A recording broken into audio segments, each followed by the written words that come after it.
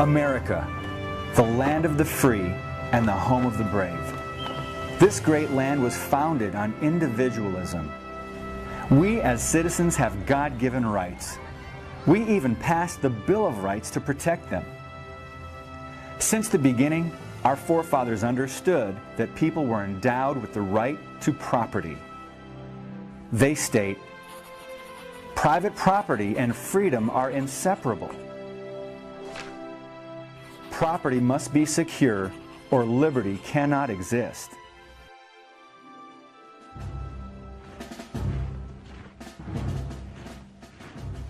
Our forefathers knew the dangers of big government and how it can threaten the rights of the people. They overthrew a government that told people what to do in critical aspects of their lives. For the first time in history, a document was created that protected the rights of citizens through limited government. We as Americans have the God-given rights to life, liberty, and the pursuit of happiness. For generations, Americans have fought to protect our great land and freedom. Today, the fight not only continues, but expands to many areas, including our environment.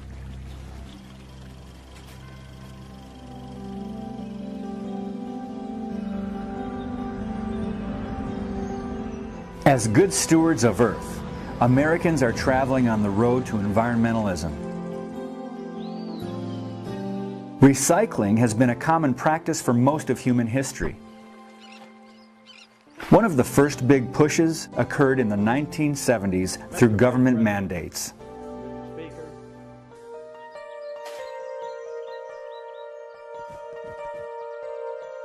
As time passed, environmental protection went from a local phenomenon to a worldwide movement. Saving planet Earth became a common goal. This goal took shape through the United Nations. Beginning in 1983, the United Nations asked the World Commission on Environment and Development, also called the Brundtland Commission, to propose long-term strategies for achieving sustainable development by the year 2000 and beyond. By 1987, in the name of preserving the food supply and clean water, sustainable development was introduced.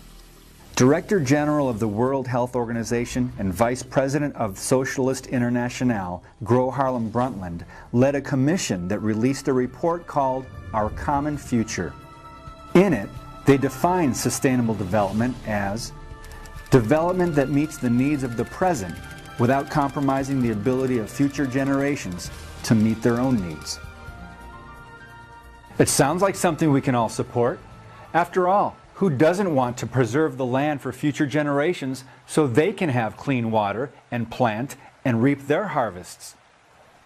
As sustainable development took shape, other issues within the UN progressed.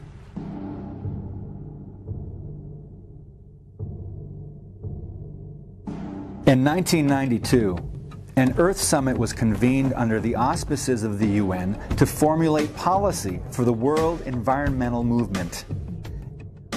At the summit, they issued a report entitled Agenda 21. The number 21 stands for the 21st century. In his opening speech, the General Secretary of the summit, Maurice Strong, who is also a member of the Brundtland Commission, said, "Current lifestyles and consumption patterns of the affluent middle class, involving high meat intake, use of fossil fuels, appliances, home and work air conditioning, and suburban housing, are not sustainable." It sounds as if sustainable development is taking on an agenda that can possibly curtail one's eating habits, the ability to drive using any type of vehicle, and even limiting one's ability to own a home in the suburbs. What are their true intentions? At the conclusion of the Earth Summit, in the euphoria of the moment, Agenda 21 was signed by 178 world leaders, including President George H.W. Bush. Since then, subsequent events have led American leaders, including Presidents Clinton and Obama, to sign further agreements and executive orders implementing Agenda 21.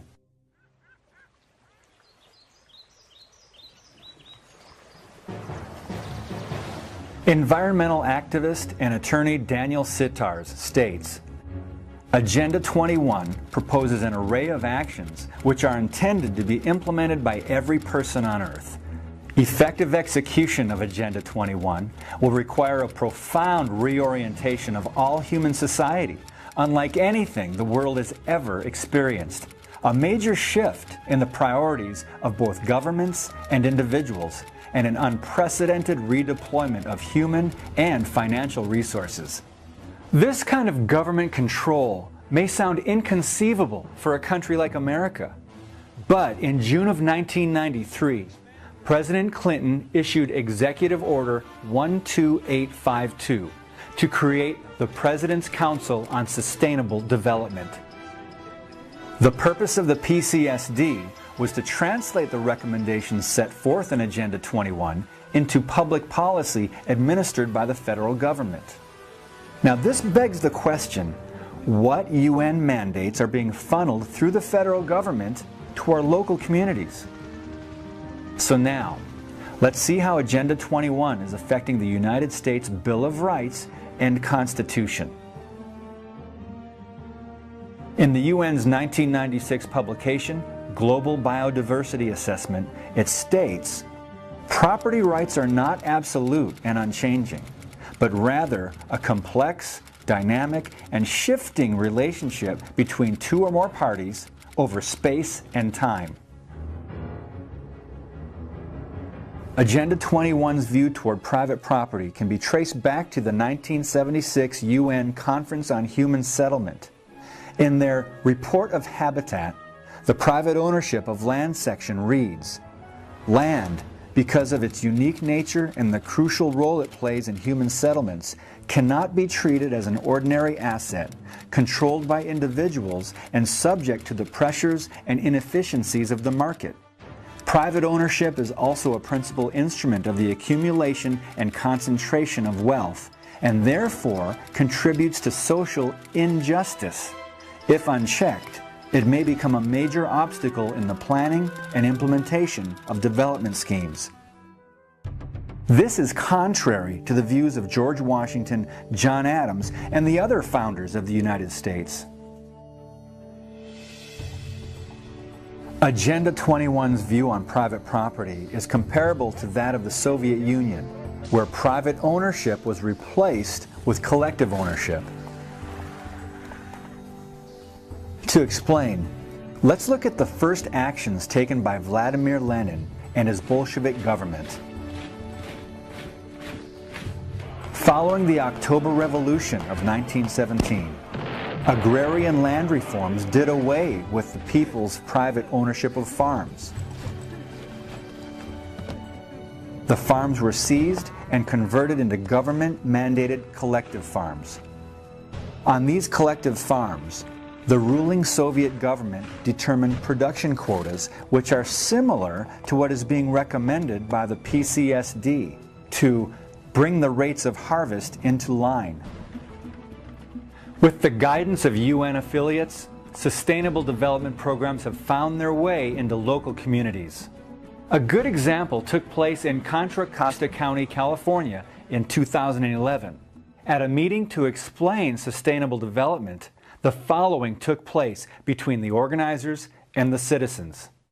An attendee did not understand what was meant by preserving open space. So open space is sort of defined as anything that does not currently have development on it. So it would be defined as agricultural areas or natural areas that don't have urban development on them, either industrial, commercial, or housing. Are you talking about government open space, or are you talking about private open space? People's private property, like eminent domain? It's both. Both? After much confusion from the citizens, a woman stated, private property. That's part of our constitutional values for people to have and be able to do whatever they want with their own private property. And for us to sit here and say they can't use their own property, and you're calling it open space. Open space is somebody's private property. These types of meetings lead to more questions than answers. What are the true intentions of sustainable development? Private property rights are only one aspect of sustainable development. It affects an even more fundamental aspect of life, life itself. Let's look at the Chinese Communist government and its one-child policy. Just like marriage in China, there are numerous hurdles to overcome before permission is granted. For a Chinese couple to have a child, they have to get a birth license. In order for the couple to get a license, they have to go through a procedure that runs through local Communist Party functionaries.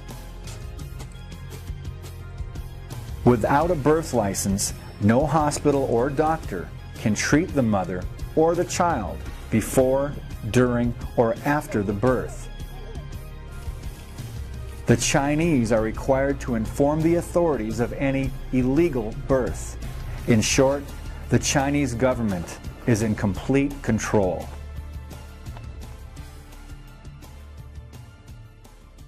Since China is one of the 5 permanent members of the UN Security Council, it has a great deal of influence on UN policy and how they view population control. China's one-child policy is now being considered as a viable solution towards sustainable development. The PCSD shows their support of this very idea in their 1998 publication, Sustainable America. We must move towards stabilization of the U.S. population and a reduced rate of population growth in the United States and the world. Sustainable America also promotes Agenda 21's view on education for sustainable development. We must expand the number of curricula, materials, and training opportunities that teach the principles of sustainable development. Generally speaking, it sounds as if the UN is altering children's school or college curriculum to improve the quality of education. On the surface, this sounds very positive, but is something missing here? What exactly are they changing, and how is this going to be implemented? Looking at the big picture, how is this directly affecting us and our individual freedom? It extends into many areas at state levels. One in particular is recommending large-scale training of new government workers to enforce sustainable development. A good example is taking place in Madison, Wisconsin.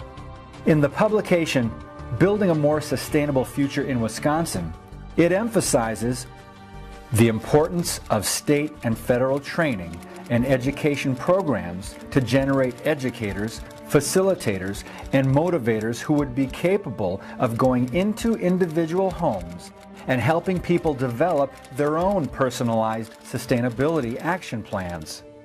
This sounds as if, for the good of our communities, we can look forward to trained government employees entering our homes. How will this directly violate your freedom?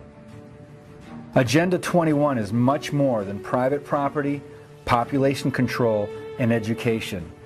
It affects nearly every aspect of your life. The following is a partial list of what Agenda 21 also promotes. Relocating people from rural areas to cities, higher gas prices, manipulating transportation patterns, forbidding human access to land, seizure of private property, restricting the amount of water use, additional taxing, restricting the amount of waste, forced community involvement, and the list goes on.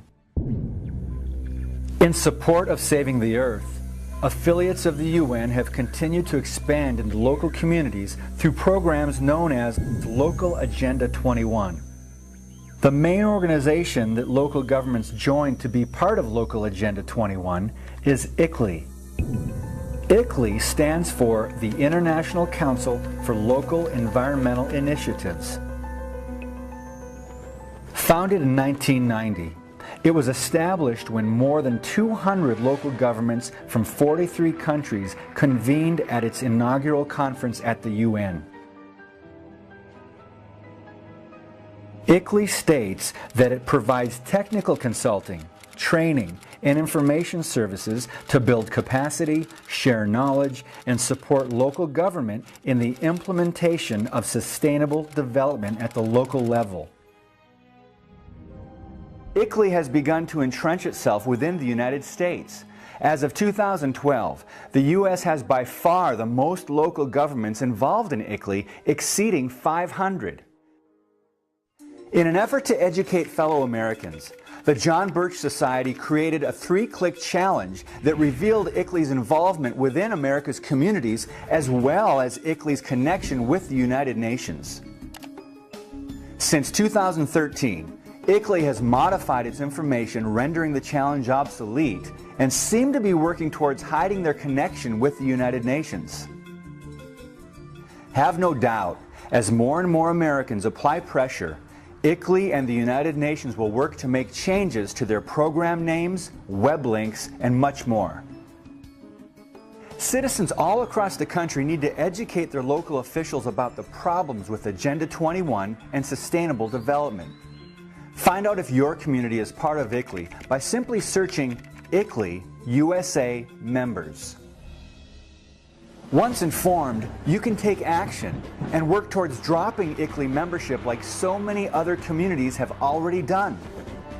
For example, in Edmond, Oklahoma, a small group of concerned Americans took action. They created a plan that would inform key business leaders and influential citizens about the dangers of ICLEI.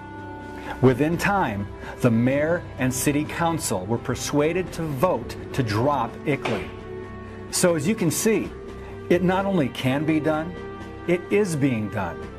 To discover how you can get ICLEI out of your community, visit the Stop Agenda 21 page at jbs.org.